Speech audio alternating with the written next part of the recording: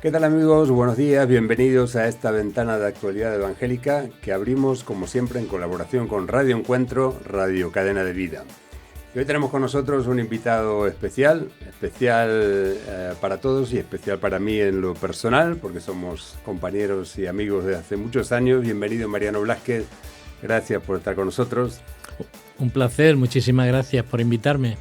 Pues antes déjame decir, por si hay alguien que no te conoce, porque para la mayoría de nuestra audiencia Mariano Blázquez no necesita presentación ninguna, pero por si alguien no le conoce, decir que Mariano Blázquez es abogado, pues ha estado al frente de la Federación de Entidades Religiosas Evangélicas de España como secretario ejecutivo durante unos 28 años, desde 1994 hasta 2022.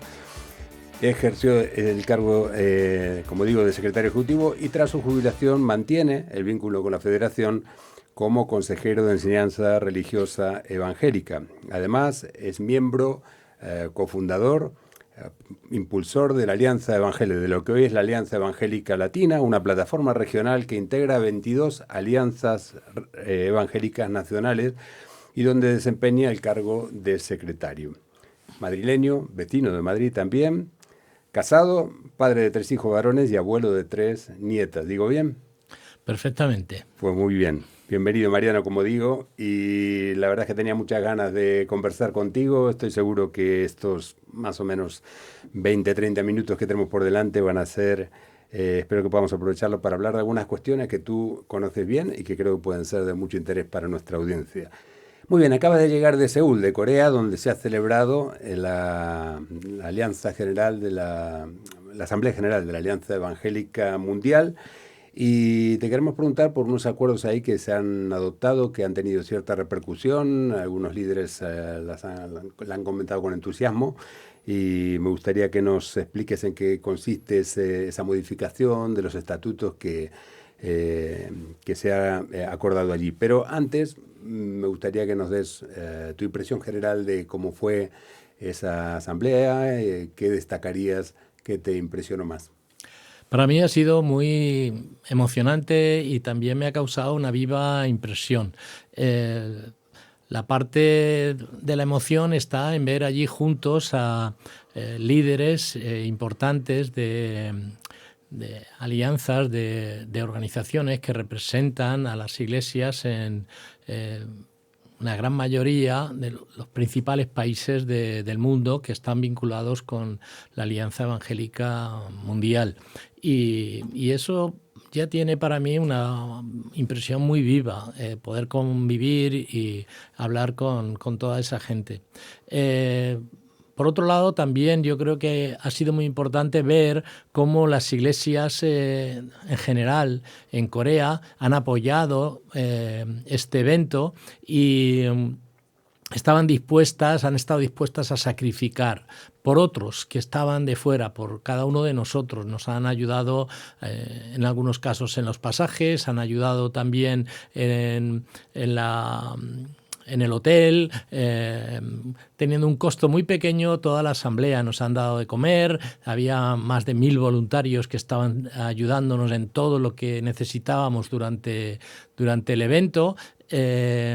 Y paralelamente estaban realizando otro evento con pastores evangélicos allí en Corea, más grande. Así que han desarrollado un esfuerzo, yo creo que titánico, siempre con una sonrisa, y es una actitud que a mí me ha enseñado mucho. Creo que debemos reforzar los esfuerzos para reproducir ese voluntariado ejemplar que hemos tenido durante muchos años y que ahora parece debilitarse un poco en favor de un profesionalismo que en algunos casos podríamos ahorrarlo o circunscribirlo a lo importante y no para otras grandes tareas donde todos podemos colaborar. Sin duda un buen ejemplo y un desafío para nosotros que en nada tenemos algunos eventos muy importantes el año que viene, el 2027, un gran congreso español evangélico. Pero bueno, todavía nos queda un poco de tiempo para prepararnos, pero has destacado el voluntariado, la capacidad de organización de los hermanos de Corea del Sur. Evidentemente, no es la primera vez que se celebra que acoge este evento de Seúl, las iglesias de Seúl. Hemos visto imágenes de la iglesia de Sarán, es impresionante también el espacio, la comodidad, el trabajo que hay detrás, ¿no? Y se hablaba, como bien decías, de unas 161 delegaciones de algo más de 130 países. Una gran representatividad, una convocatoria muy importante. Una organización que representa a 600 millones de evangélicos en el mundo, más o menos es lo que se dice, entre 600 o más, ¿no? Respecto a la reforma esa que mencionaba al principio, se habla del artículo 5 de la Constitución, que al parecer pues, va a permitir una participación aún mayor de algunas alianzas regionales. ¿Podrías explicar un poco cómo es? Bueno, la Alianza Evangélica Mundial tiene, pues no sé, más de 150 años, creo que son, de historia. Y 180. 180, sí, efectivamente. Y está en un momento que tiene que actualizarse.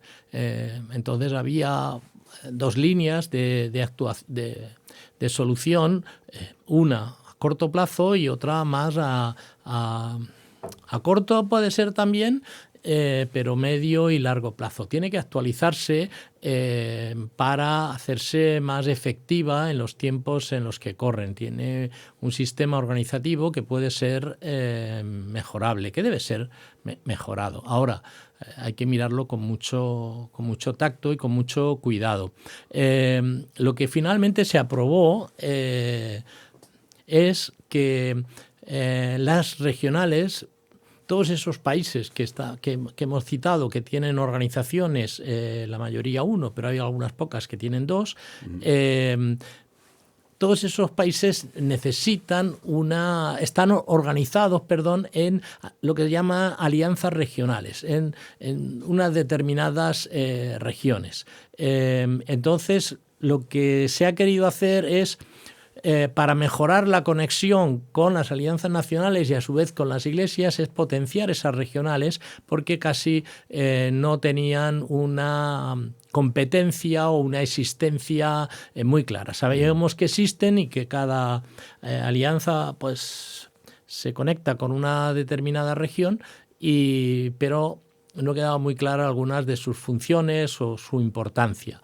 Entonces lo que se ha hecho es conectarla como una herramienta de ayuda al secretario general, que es la principal figura en la Alianza Mundial. El presidente apoya en lo que hay, pero quien ejecuta y tiene la dirección del personal que allí trabaja, pues es el secretario general. Pues como una conexión y ayuda con el secretario general se han potenciado un poco las regionales, de manera que con arreglo a un documento que ya había sido aprobado antes, de manera que ahora aparezcan con más claridad y se continúe la labor que ya se inició con varias organizaciones, entre ellas la Alianza Evangélica Latina, para conectar y trabajar de la mano del secretario general y mejorar la situación de la Alianza Evangélica Mundial. Y uno de los aspectos más importantes que también fueron tratados allí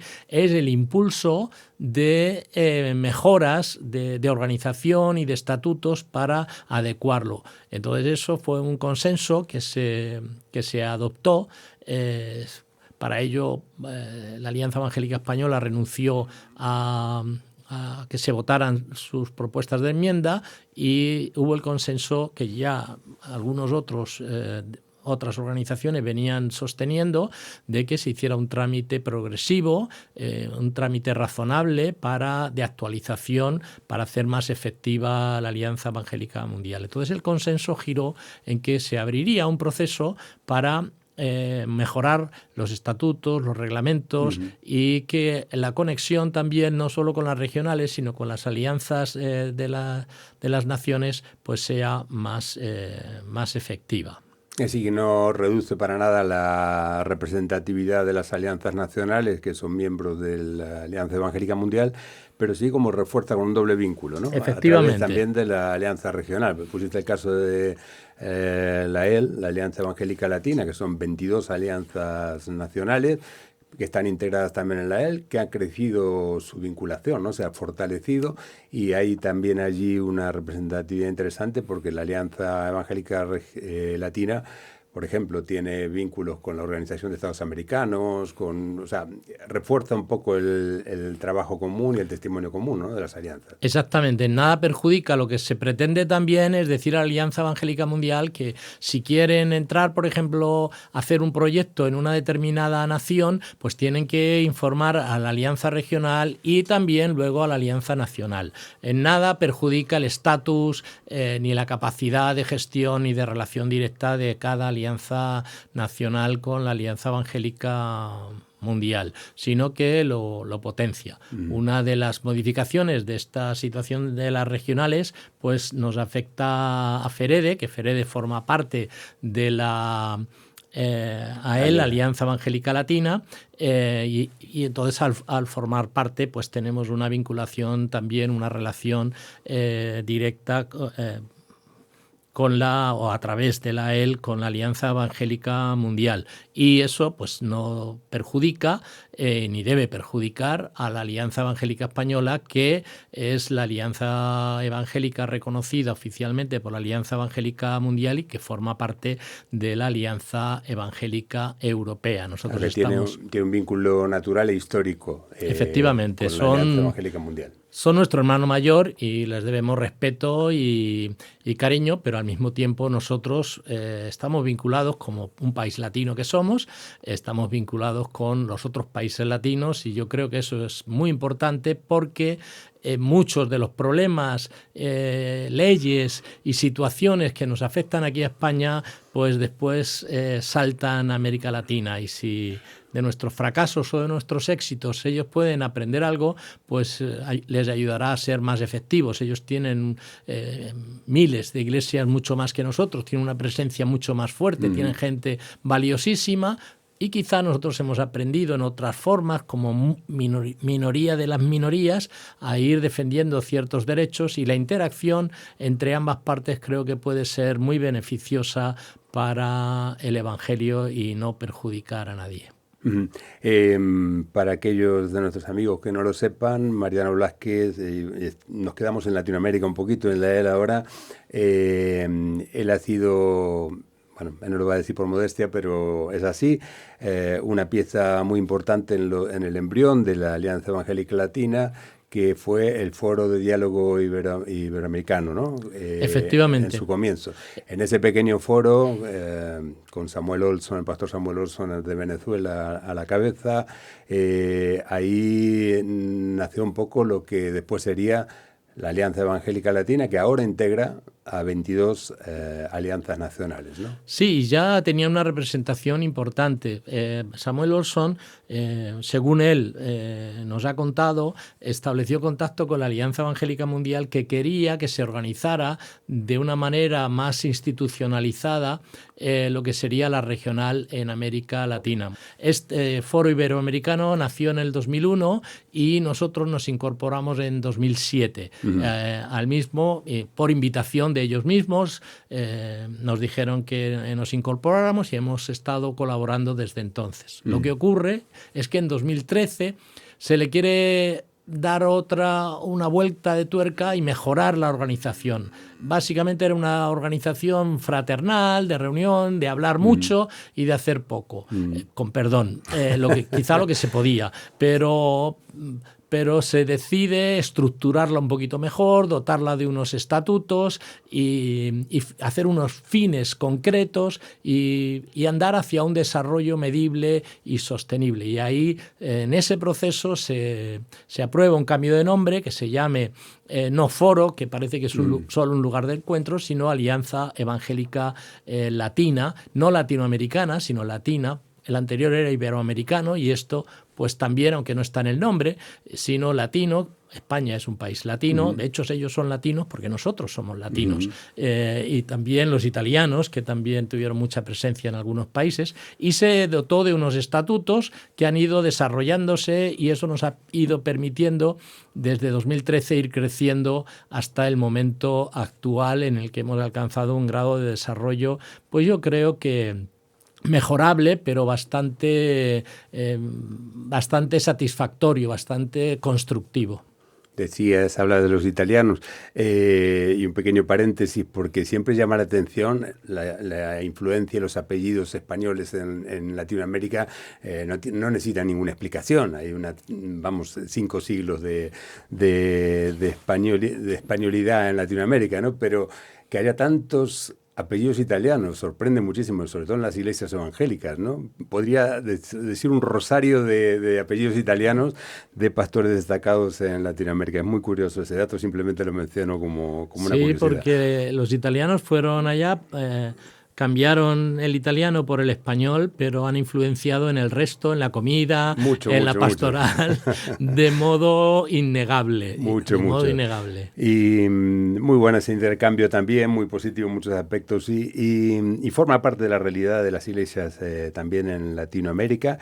Te quería pedir, justamente, bueno, no lo hemos dicho, pero cuando hablabas de ese proceso de transición del Foro de Diálogo Iberoamericano Evangélico a la Alianza Evangélica Latina, ahí tu papel como secretario y experto en temas de estatutos y todo lo que tiene que ver con la experiencia española en cuanto a ley de libertad religiosa y todo eso, tu experiencia como desde FEREDE en el desarrollo de la ley de libertad religiosa, acuerdo de cooperación, relaciones con la administración también, en cuanto a como abogado y como experto en el tema de estatutos y tal, esa experiencia ha podido ser un importante apoyo también para esa reestructuración, o mejor dicho, constitución de la EL y su desarrollo. Pero también ahora, como bien decías, ya no es solamente una fraternidad de pastores para tener comunión, sino que han hasta desarrollado un plan estratégico, ¿no? Para muchos años por delante, un trabajo organizado. ¿Cómo ves, cómo valoras desde esa experiencia tuya, ya de varios años, y incluso visitando varios países? Latinoamérica no es tampoco algo homogéneo, hay particularidades en cada país.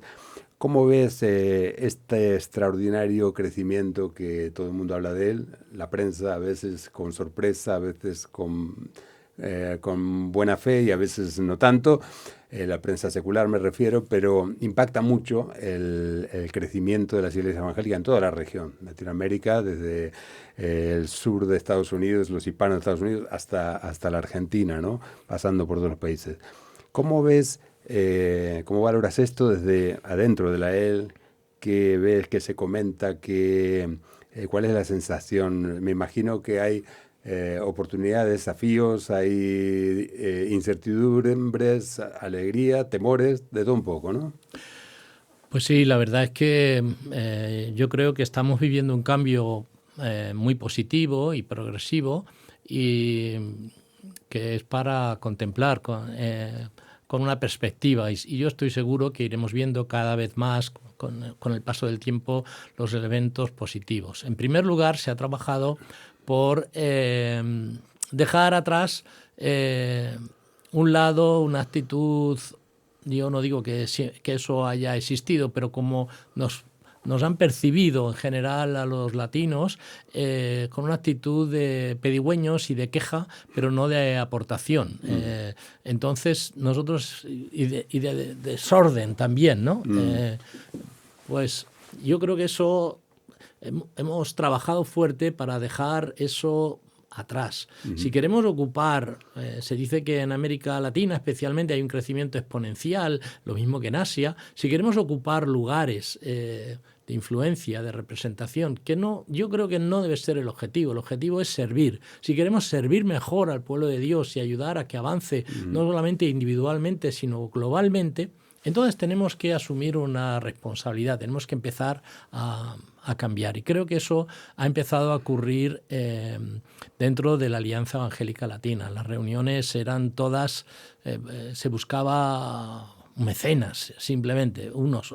Y ahora, pues también se sigue necesitando ayuda, pero la Alianza Evangélica Latina ha sido capaz de que ya sus alianzas, sus asambleas, pueda venir la gente pagándose su billete, sea fortalecida, se ha estructurado muy adecuadamente, ha ido mejorando en procesos, y eso ha mostrado que hemos hecho aportaciones constructivas. Por ejemplo, creo que somos la única entidad religiosa que ha firmado un acuerdo con la Organización de Estados Americanos para implementarlo. No lo hemos implementado bien, esa es mi comprensión desde fuera. Creo que podemos hacer ahí muchísimo más. También tenemos la segunda que firmó un acuerdo de colaboración con la Alianza Evangélica Mundial. Son dos elementos importantes que nos han ayudado a estar presentes, pero no simplemente reivindicando, sino aportando, que yo creo que es la clave de lo que ahora se necesita. Hemos vivido una historia con una preponderancia muy destacada de iglesias y de líderes anglosajones. Ahora pues está pasando que Asia, África, pero también América Latina está tomando un lugar más protagonista, no en exclusiva, pero sí en colaboración. Estamos haciendo más plural, más variado. Y yo creo que por ahí va el camino, en una interacción de las diferentes culturas, pero con una identidad fuerte. No nombrar a alguien por ser tal o por meter personas de una cultura diferente, etcétera, sino recoger la variedad y la riqueza existente en las diferentes culturas e integrarlos en el liderazgo. Creo que ese proceso se está realizando en América Latina y también se está promoviendo que esto ocurra dentro de la Alianza Evangélica Mundial, y creo que eso nos ayudará a superar los retos que ahora tenemos por delante, que es una situación básicamente muy complicada en la Alianza Evangélica Mundial, pero llena de retos y de esperanza. No está abandonada, no es algo que esté periclitado, sino que tiene una esperanza de futuro importante, para lo cual todos los que de una manera u otra estamos allí colaborando debemos aportar positivamente y constructivamente para hacer de estas organizaciones representativas que en un mundo digital, en un mundo donde se buscan referencias, pues necesitamos que esos referentes de la Alianza Evangélica Mundial, de la Alianza Evangélica Latina, de los países latinos, etcétera, pues sean unos referentes que nos honren, que honren el Evangelio. Y yo creo que en ese campo estamos avanzando bastante y que la Alianza Latina está dando su granito de arena de una manera constructiva. Un solo ejemplo. Yo creo que ha sido un hito importante que el año pasado se propiciara desde la Alianza Evangélica Latina y se ayudara a sufragar un encuentro de los secretarios generales de todas las alianzas regionales, donde allí precisamente acordaron hacer esa propuesta que hemos mencionado del cambio de estatutos, y eso fue impulsado por el presidente de la Alianza Evangélica Latina, Juan Cruz, y eso ha tenido un resultado muy favorable, y yo creo que ha significado que tenga un reconocimiento también del resto de las alianzas, mostrando que la Alianza Latina no es una entelequia, sino es una entidad que quiere aportar constructivamente al reino de Dios. Un poco la idea de canalizar lo que muchos dicen la fuerza del sur global, ¿no? Que está emergiendo en distintos ámbitos, también en la economía y demás, pero sobre todo lo que nos interesa aquí en la parte espiritual también, en la misión, etc. Y ahora volvemos a España, porque, bueno, ya no eres el secretario ejecutivo de FEREDE desde hace por lo menos 3 años. Gracias a Dios, que tenemos una persona muy importante, mucho mejor que yo. Estás, jubilado, no sé si es la palabra que te gusta, pensionista, no sé cómo dicen ahora, pero todo eso es debatible. Pero estás activo, estás ayudando ahora como voluntario en la Consejería de Enseñanza Religiosa Evangélica, pero no obstante estás en una posición como para ver un poquito de afuera, no solo la FEREDE, sino el papel de FEREDE en este momento, sino también la situación de las iglesias evangélicas en España, ¿no? Un poco de esa objetividad que te permite un poco la distancia de la primera línea, ¿no? Y ahí me gustaría preguntarte cuáles son tus impresiones de cómo ves ahora la cosa, tanto el papel de FEREDE en el momento actual de crecimiento de las iglesias y en su desarrollo, y en general, como oportunidades y desafíos que ves aquí en España ahora mismo.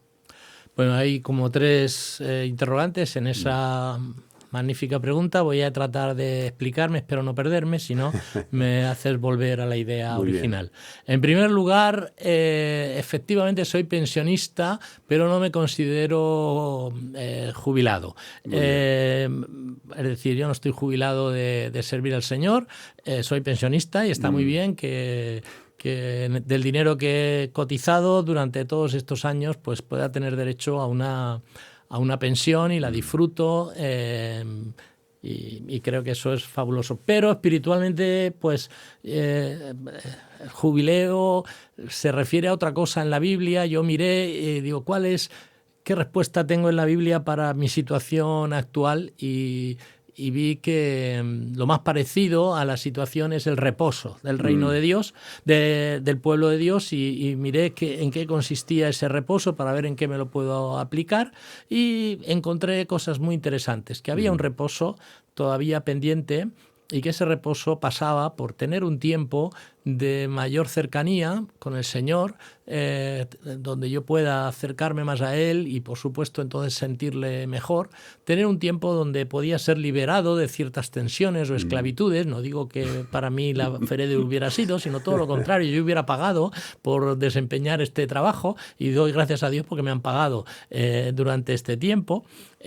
Pero estoy más libre en cuanto a horarios, puedo ayudar, pero hay que seguir ayudando. Y en el jubileo, en el reposo del pueblo de Dios, dice que le manda una tierra donde Dios hará llover a su tiempo y verán el fruto de su trabajo. Esa es ahora mi obsesión, meterme en cosas pequeñas, concretas. No, después de mi jubilación en Ferede, si puedo ser útil, soy útil. No quiero hacer ningún tipo ni de sombra ni nada, ni perjudicar a los que están allí ahora liderando Ferede. Yo no estoy, lo único que ostento es ser el coordinador, bueno, el coordinador no, el consejero de la ERE. Hay una coordinadora estupenda que cuando quiera puede ya ser nombrada consejera. Y yo lo único que quiero es ayudar y trabajar en lo que pueda, y si mi experiencia puede ser útil, pues ahí está, brindada, pero no para que la sigan, sino solamente para que la conozcan. Creo que eso es importante, y yo pues meterme y hacer cosas concretas que me puedan pedir. Y en esa etapa estoy buscando. En cuanto a la Ferede, desde estos últimos 3 años, que ya no forma parte de la comisión permanente, pues creo que va muy bien. O sea, creo que va avanzando, afrontando sus propios retos. En ocasiones, pues, Carolina, en tu momento esto, ¿por qué lo hacíamos así? Me pregunta y yo le explico las razones. ¿Y podemos cambiarlo? Pues claro, puedes cambiarlo, no pasa nada, pero es bueno conocer por qué lo hicimos así en cada momento y ya está. Entonces ella está funcionando, creo que tiene sus nuevos retos, nosotros tuvimos los nuestros y ella ahora se está dando cuenta de algunas dificultades. Quizá no era del todo tan consciente cuando era la responsable del área jurídica, pero creo que lo está solventando con maestría, y yo francamente solo puedo estar orgulloso de que una persona así haya tenido el placer de trabajar con ella durante varias décadas. Recuerdo una frase tuya, que con frecuencia la cito, que hace muchos años cuando empezaste, o cuando yo llevo 20 años casi trabajando en Ferede, me queda poco también, pero muchas veces decías, bueno, yo sueño con una iglesia que sea como una ciudad sentada en un monte, ¿no? Pero hacías la reserva, me preocupa un poco cuando seamos visibles, ¿qué van a ver? ¿No? Claro. ¿Te sigue preocupando eso? ¿Estás más tranquilo, más inquieto? No, estoy igual de inquieto que estaba antes, sí. Esa es la preocupación mía constante, de que tenemos que ser, pues quizá una minoría. Porque visibilidad hemos ganado en los últimos años. Sí, bastante. Hemos ganado, efectivamente, pero también han crecido la visibilización de aspectos negativos de algunos elementos, ¿no? que tenemos entre nosotros, y entonces eso no nos ayuda a construir una imagen positiva, sino que pues los medios con frecuencia se fijan solo en determinados elementos negativos. No hay una valoración constructiva de lo que realizan las iglesias, de su trabajo, de su esfuerzo, porque eso no es noticia. Lo que es noticia pues es si una persona pues abusa, excede sus derechos o hace cualquier barbaridad.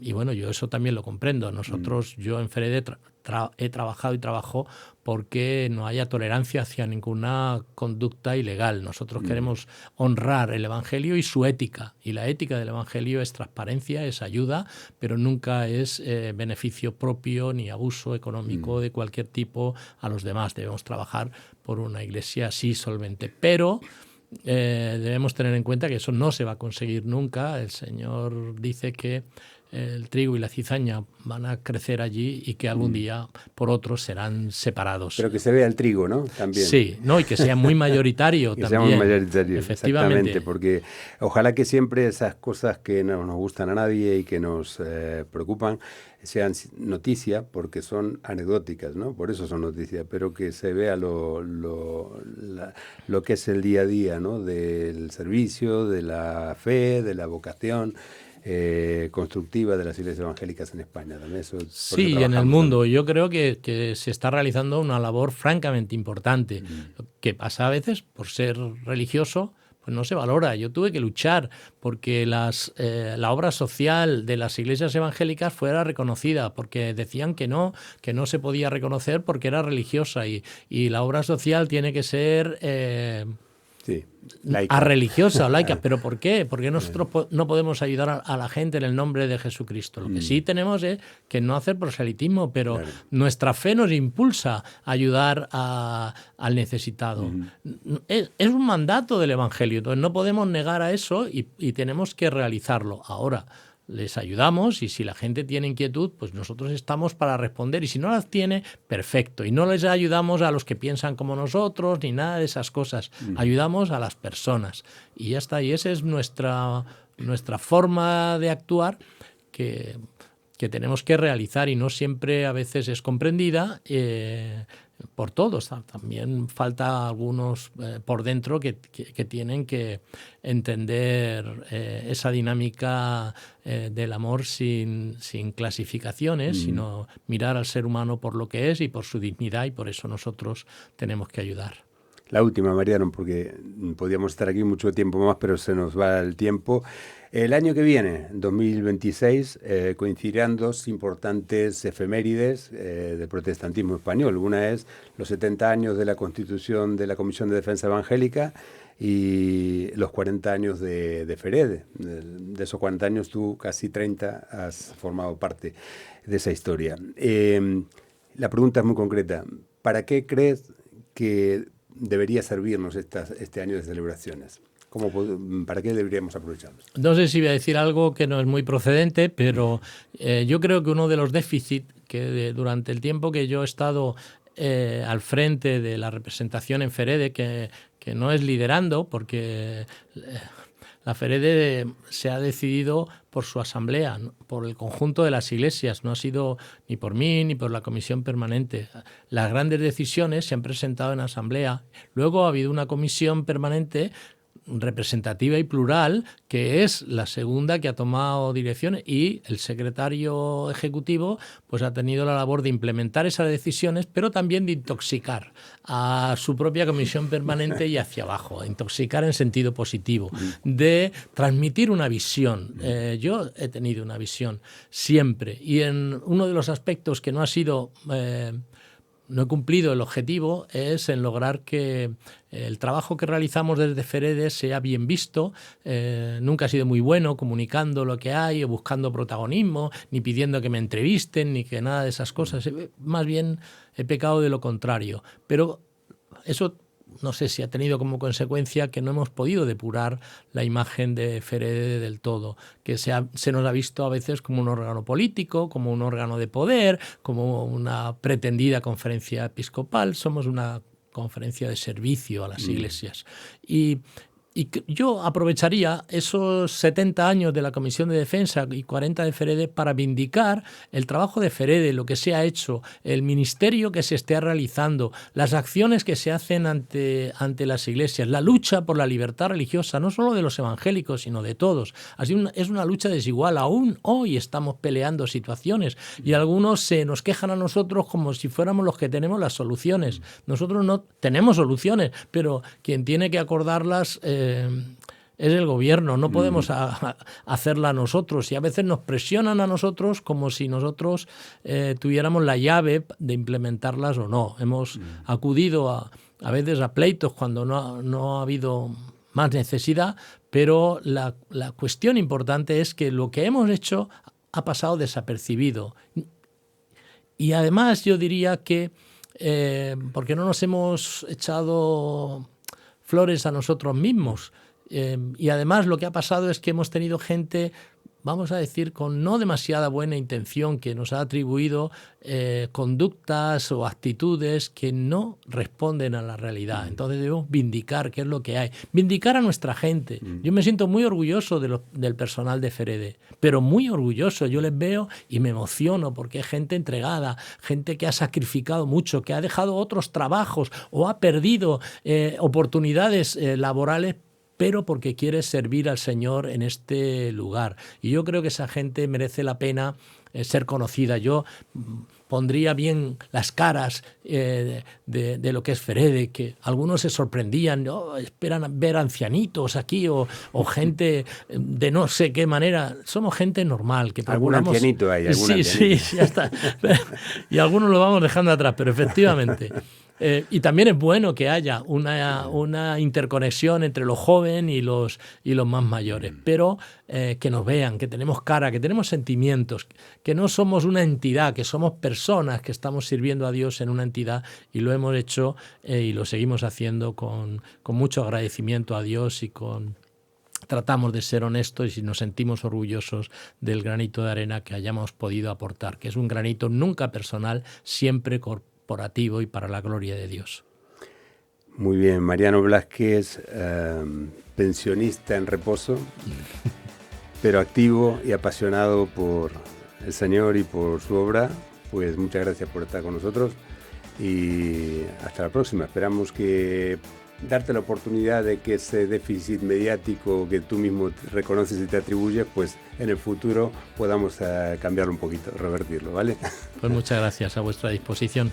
Muchas gracias, y a vosotros, amigos, gracias por acompañarnos. Esperamos que esta entrevista les haya gustado y ya saben que pueden ver otras entrevistas como esta en nuestra página de YouTube, Actualidad Evangélica en YouTube.